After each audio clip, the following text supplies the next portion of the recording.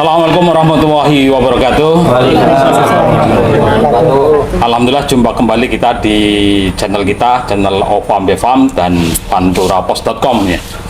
Ini kesempatan langka pada sore hari ini kita berkumpul ada owner Ovam Bevam ya. Ini kesempatan langka bagi kita untuk mungkin saling kenal, saling mungkin sharing nanti dengan Pak Ova selaku owner. Dan saya juga baru jumpa lagi. Gimana Mbak Ova? Alhamdulillah sehat ya. Ada juga Pak Hasan Ali ini selaku pengelola Ovam Bevam, dan hadir juga Pak Dokter Hewan yang kita hadirkan dari Yogyakarta ya. Ini Pak Budi Pramono ya, dokter hewan. Dan kita akan ngobrol-ngobrol tadi tentang bagaimana prospek tentang Ovam Bevam ya, mungkin secara umum tentang peternakan kambing gitu ya. Mungkin Pak Dokter nanti banyak pengalaman yang bisa disaringkan dengan pemirsa ya. Sebelum masuk itu mungkin Mbak Ova barangkali ada yang pengen disampaikan untuk pemirsa Mbak Ova. Silakan Mbak Ova.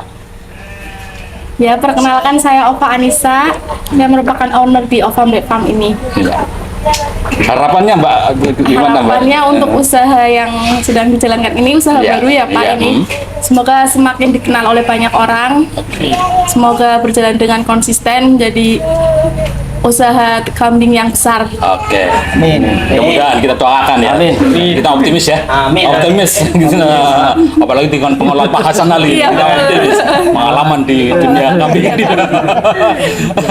Pak Hasan Ali, gimana kabar Pak? Ya, sampai jauh ini ya kita udah ketemu beberapa kali. Gimana Pak kabar hari ini? Alhamdulillah, ini kesempatan yang luar biasa ya. Akhirnya di sore ini menjadi sore yang cerah dan seterusnya. Mudah-mudahan ini awal dan seterusnya untuk Ovam Bevam lebih maju dan berkembang terus. Amin. Oke, Pak Hasan Ali. Dan kalau skala Kabupaten Tegal ini saya kira paling baru ngalami ini ada kemarin beritanya heboh kan, didatangkan pejantannya langsung dari Australia Pak. Ya, Luar biasa gitu. Mungkin Kabupaten Tegal ini hanya di sini ya. Dengan Pak Dokter kita akan ngobrol, mungkin ini Pak Dokter tidak hanya di sini ya, pengalamannya sudah banyak. Kita akan ngobrol bagaimana prospeknya. Oke Pak, kita nanti diskusinya cair saja Pak, kita pakai moderator langsung mau bertanya silakan monggo. Pak Dokter dulu Pak. Oke. Siap Pak. Saya juga sangat bahagia ya bisa ketemu sama Mbak Ova langsung, owner dari Ovam Bevam buat sore hari ini. Memang Pak bisnis atau perkembangan domba untuk ke depan ini memang luar biasa besarnya. Tinggal bagaimana kita bisa mensikapinya dengan cerdik, dengan pandai sehingga mendapatkan laba atau keuntungan yang bagus seperti itu. Nanti kita coba kupas lebih dalam lagi bagaimana sih kita bisa berproses di dunia perdombaan ini. Bukan adu domba ya Pak? Bukan ya. Jangan Pak, jangan. Jadi bagaimana kita berproses dengan baik, mensikapi dengan strategi-strategi yang lebih baik gitu ya Pak ya. Oke. Pak Hasan Ali monggo. Terima kasih. Saya langsung saja ya. Ini diskusi kali ini atau pertemuan ini cukup menarik karena ini menjadi satu kesempatan dan artinya ini menjadi edukasi juga untuk para peternak, sehingga harapannya ini juga menjadi inspirasi. Pada kesempatan ini terima kasih dan kita jadi tambah semangat nih. Owner kita dari sini Mbak Ova. Ini saya langsung saja Dok. Jadi gini Dok, kalau kita lihat dari peternakan ya yang kemudian sekarang ini mulai rame lagi, ini tentunya ada peternak yang berhasil, tapi pasti juga banyak peternak yang gagal. Nah, kita di Tegal ini mungkin jarang ya, masih beberapa. Ini kita bicara peternak breeding ini. Ya. Nah, ini yang luar biasa.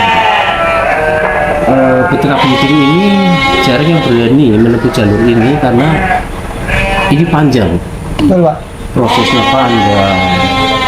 Terus yang jelas ownernya harus kuat. panjang. Napasnya panjang, ototnya harus kuat nih. Kalau nggak kuat, saya stres. Ini buat ownernya kan, ya disampaikan ini. Karena ini harus jujur ya, seperti itu. Jadi kondisinya memang luar biasa. Apalagi dengan percayaan sekarang bahwa peternak ini nggak cukup besar, tapi bagaimana harus berhasil. Kuncinya kan itu. Peternak kecil berhasil, peternak besar harus berhasil. Nah, masalahnya kalau dibalik ya. Peternak besar gagal. Ini ngeri gitu. Ini tantangan pelaku juga nih. Sebenarnya cukup berat kan. Nah, ini kesempatan ini ngobrolnya sangat bagus ini. Ngomong ada ownernya juga. Jadi bicara ini makin tambah menarik lagi Pak Abdu. Jadi ini saya langsung saja Pak Dok. Kita langsung saja ke peternak yang gagal nih. Kalau berhasil ya itu menjadi prestasi sendiri lah. Artinya harapan semua ya kita berhasil. Tapi justru yang ingin kita bicarakan adalah bagaimana sih peternak breeding ya, khususnya breeding ini kemudian gagal.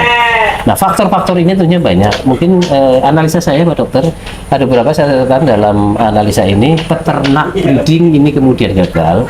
Ini manajemen peternak breeding di dalam peternak itu sendiri. Nah, mungkin ini yang pertama saya ingin sampaikan, ingin penjelasan Pak Dokter bagaimana manajemen yang pas atau yang baik supaya peternak ini salah satu faktornya tidak gagal. Ini mungkin penjelasannya itu Dok, manajemen beternak dalam beternak breeding.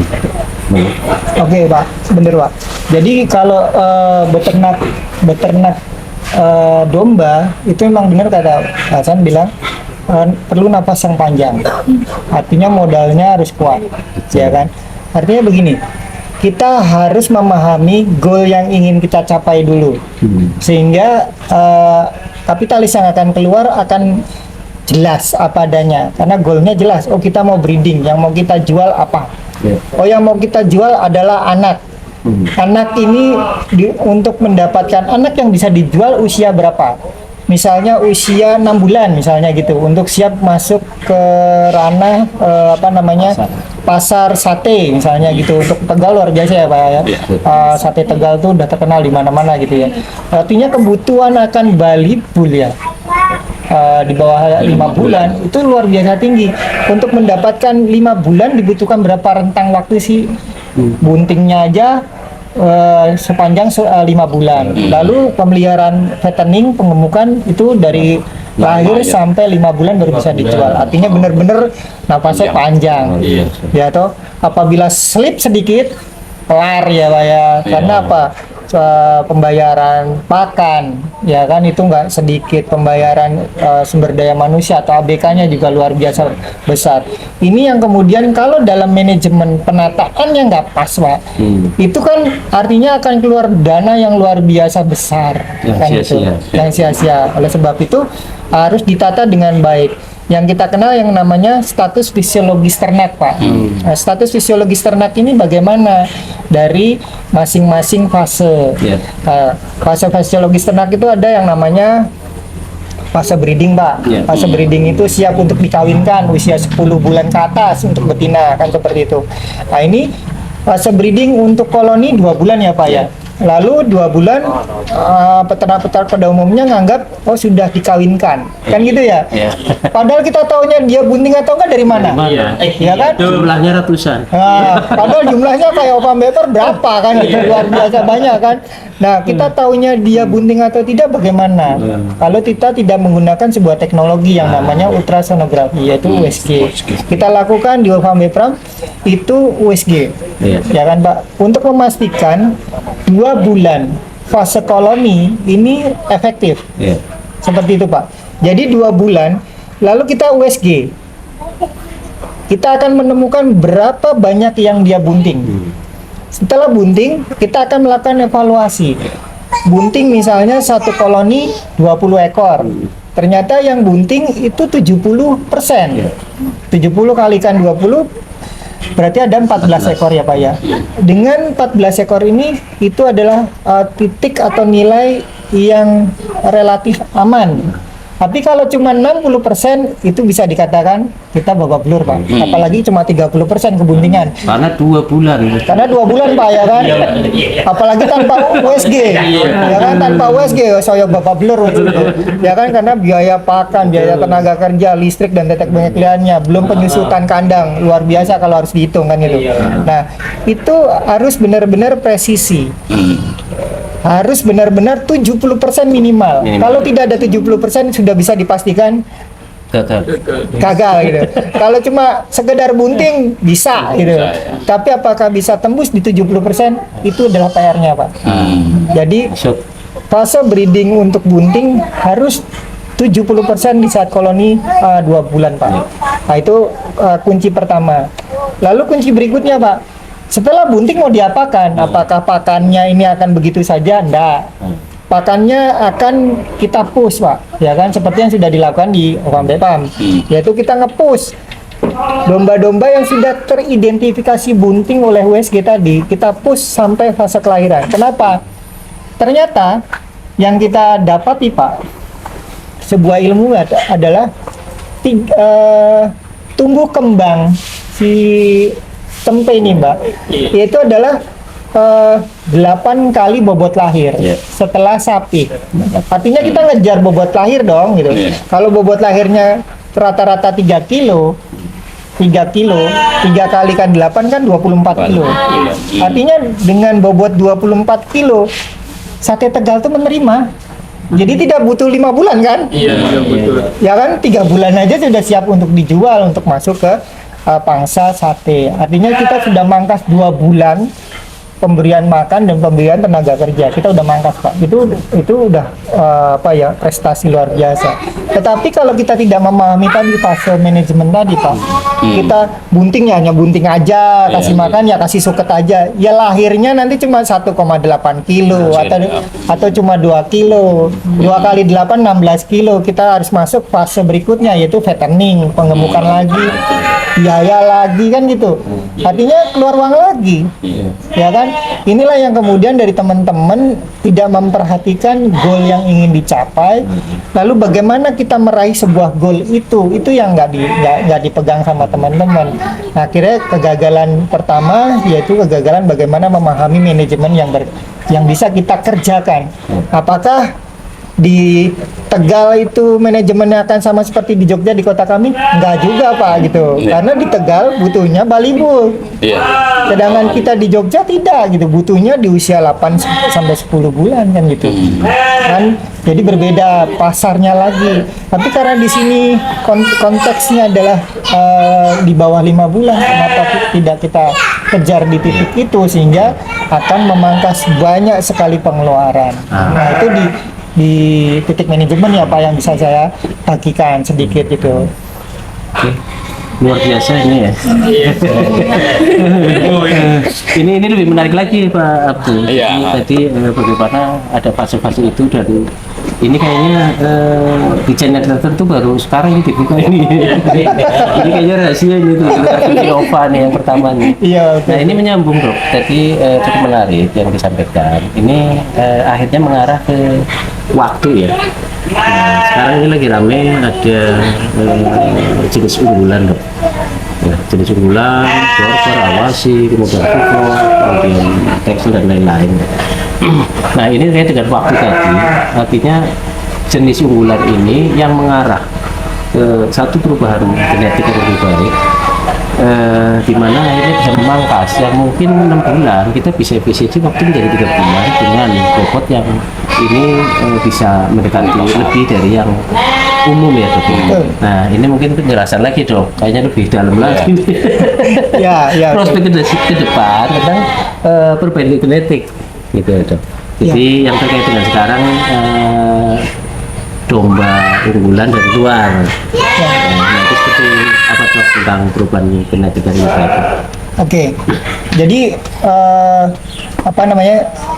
apa yang dikerjakan oleh Ofam Bepam ini sudah satu langkah lebih baik, lebih maju, ya kan?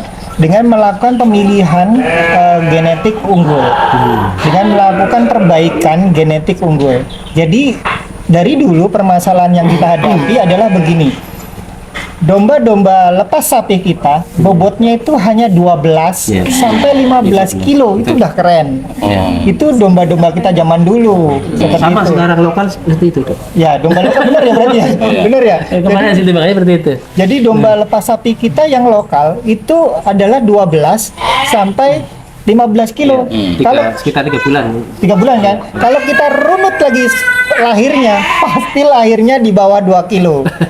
Bener ya? Kecil. Karena pengalinya 8 tadi ya gitu. Pengalinya 8 konstanta 8 tadi. Nah, oleh sebab itu kita lakukan kita uji coba waktu itu kurang lebih sekitar 3 tahun yang lalu kita lakukan uji coba dengan melakukan crossing. Kita lakukan crossing genetik gitu dengan domba lokal kita. Waktu itu kita pakai domba lokal kuping panjang dengan domba Garut. Mana sih yang kemudian bisa menghasilkan peningkatan mutu genetik yang bagus. Waktu itu kita pakai dengan cross texel, Pak. Waktu itu kita pakai cross texel. Ternyata bobot lahirnya mereka meningkat. Yang tadinya 2 kilo, rata-rata 2 kilo menjadi 2,8 dengan memberikan genetik tambahan. Nah, lalu yang menarik lagi pasca dia sapi bobotnya itu di angka 18 sudah naik, Pak. Minimal 18, ada yang 18 sampai 24 kilo gitu. Nah, yang menarik lagi, Pak, pasca dia lahir, Pak, pasca dia sapi, Pak, itu kita beri suket, Pak. Kita beri rumput saja bisa gemuk. Pertanyaannya apa, domba lokal kita nggak bisa gemuk dikasih rumput aja? Bisa, tapi perlu waktu yang lebih panjang. Tetapi dengan domba yang cross tadi, domba hasil crossingan tadi, ternyata perlu waktu lebih pendek. Ya kan, Pak? Jadi itulah yang terjadi waktu 3 tahun yang lalu. Begitu masuk genetik Dorper, Pak, itu beda lagi kita bicara, Pak. Peningkatan ADG-nya luar biasa, Pak. Lebih signifikan dibanding kita pakai cross texel tadi. Karena cross texel yang kita punya itu kan belum berdarah murni, Pak. Sedangkan Dorper yang masuk dari Australia kemarin itu kan full bloodnya ya, darahnya masih murni gitu, sehingga begitu terjadi crossing seperti yang dilakukan oleh Ovam Bevam ini, itu anakannya memiliki bobot lahir yang luar biasa dan peningkatan ADG-nya, peningkatan berat badan per harinya itu juga signifikan, hingga nanti usia di 3 bulan sudah bisa di 24 kilo minimal, Pak. Betul. Jadi memang kita memerlukan perbaikan genetik, Pak, yang harus kita lakukan untuk apa? Untuk meningkatkan produktivitas kita. Kalau tanpa itu ya tadi cuma 12, 15 kayak gitu. Artinya kita buang-buang waktu, buang-buang biaya, effort kerja kita akan menjadi lebih besar lagi.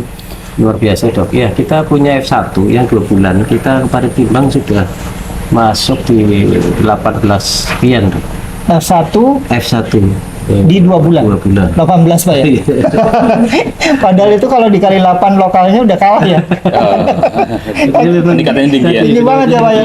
2 bulan selisih 1 bulan aja sudah yang lokal udah kalah sapinya kan gitu ya, Pak. Dengan makan yang memang kita tidak terlalu push ya, biasa. Biasa ya. Iya, biasa. Itu aja udah performanya begitu ya, Pak ya. Nah, itu yang Perkirakan dengan 3 bulan ini di atas 25 ya. 25, Pak. Mungkin kalau perkiraan bisa mungkin mendekati 30. Amin. Mudah-mudahan itu. Iya. Pak Dokter, mungkin tadi kan sudah melihat tentang mungkin pemeriksaan pertama atau gimana, Pak Dokter, yang tadi kehamilan ini dengan tadi penggunaan jantan dari luar ya. Kira-kira kebayangannya ke depan gimana, Pak? Dengan hasil tadi. Dengan hasil tadi ya. Ya, harapan saya sih Ovam Bevam semakin lebih baik lagi, semakin dengan performa yang lebih signifikan lagi, saya yakin lebih oke lagi, lebih maju yang pasti gitu, Pak. Ya, ini langsung ke ini, Dok, ke titik ininya lagi. Berarti Kayaknya lebih dalam lagi nih. Tapi nanti persession lagi. Ini kita langsung ke rahasianya lagi nih. Ya, ke Rahasia yang tidak rahasia gitu. Iya. Jadi kuncinya ya ini ada di pejantan unggul. Oh iya. Nah, ini nih. Ya. Pejantan unggul. untuk breeding. Untuk Kalau breeding. pejantan kita banyak. Iya. Ada istilah yang mungkin hias dan sebagainya itu banyak gitu. Tapi bagaimana pejantan unggul untuk breeding ini? Nah, ini rahasianya nih. Saya minta penjelasan dokter ciri ya, kemudian spesifikasi pejantan unggul untuk breeding nih. Berarti apa ya bahasa kita yang pacak ya? Ya. Pacak. Nah, pacak nih yang seperti apa ini dok? Oke. Wah ini mantep ini. Oke, begini Pak. Jadi kan kita udah mendatangkan nih ya domba Dorper Iya. sebagai genetik unggul kan gitu. Kan kita datangkan genetiknya. Lalu kita pilih lagi kan individunya. Iya. Kita tidak hanya beli kucing dalam karung kan. Iya. Seperti itu. Beli kucing dalam karung nih. Udah datang Dorpernya nggak bisa apa-apa kan gitu. Ya kan? Udah kayak kucing garong diem aja gitu kan. Nah itu yang terjadi di yang kemarin-kemarin Pak gitu. Terjadi di kemarin-kemarin bahasanya tidak bisa bekerja pejantannya. Padahal pejantan ini kita punya harapan dia sebagai pemacek, sebagai pejantan unggul, ya kan jago kawin lah istilahnya gitu. Kalau dia kawin otomatis hubungannya sama libido Pak, ya kan. Bagaimana pejantan-pejantan ini memiliki libido yang bagus.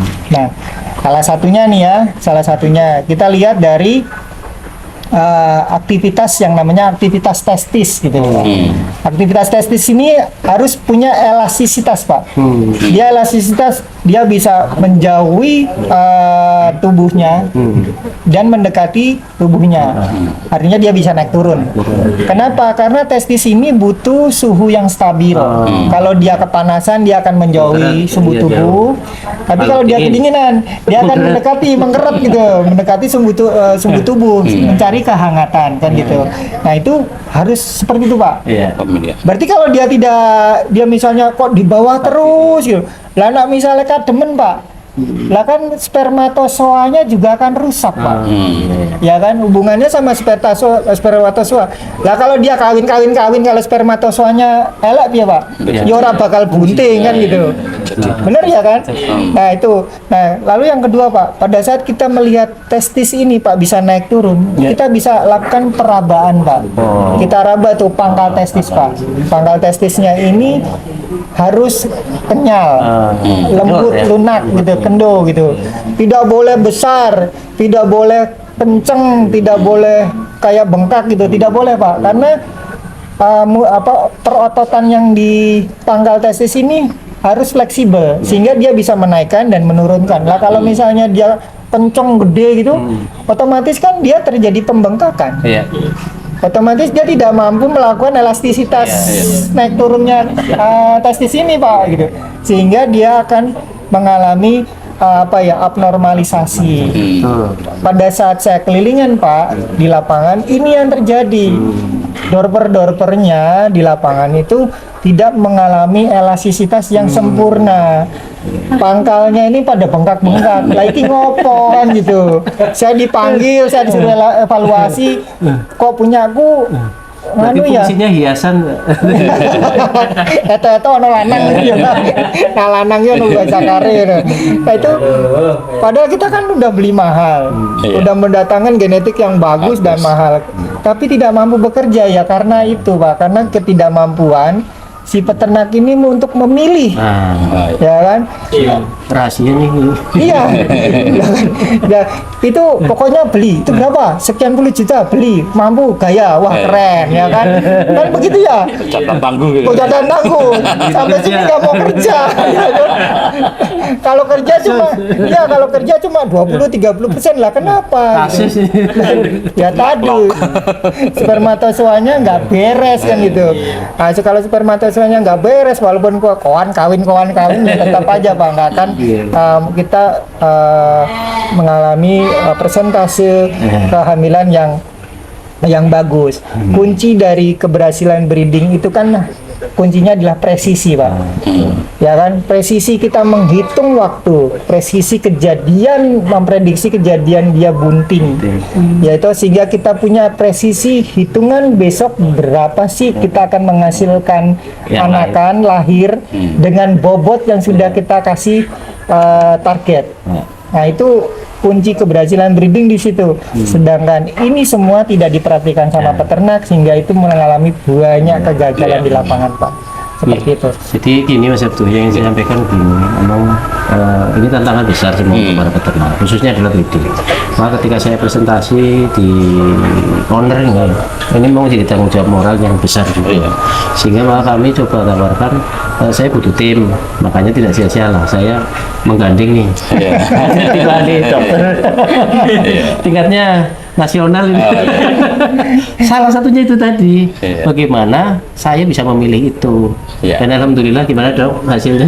Bagus Pak, kita udah lakukan pemeriksaan Pak tadi Pak. Hujatan kita luar biasa ya. Luar biasa. Kriteria itu. Ya, kita udah USG Pak. Udah USG ya, Ke atas. Berarti kita 90% tadi. Ya Pak. Karena itu Luar memang biasa, ada yang ekor besar ya. Oh, Jadi gitu Mas Abdul. Oke, terima kasih Pak Dokter, Pak Hasan Ali, Mbak Ova. Sore ini kita bisa bincang-bincang. Kalau istilahnya daging semua ini, karena kita akan produksi daging. Jadi ini daging semua, termasuk dari kontennya daging. Mungkin Mbak Ova mau Mbak Ova barangkali mau menyampaikan lagi satu penutup untuk pemirsa. Nggak ada ya. Kita support lah pokoknya Ova Bepam ya. Semangat teman-teman yang di sini ya, pemirsa barangkali mau belajar ya, tonton terus konten kita soal domba. Bisa jadi nanti ke depan ada kelas juga bisa. Iya. Dari saya mungkin yang mengantarkan ini diskusi ini, bincang-bincang ini, mohon maaf apabila ada kekurangan kata ya. Assalamualaikum warahmatullahi wabarakatuh. Waalaikumsalam warahmatullahi wabarakatuh.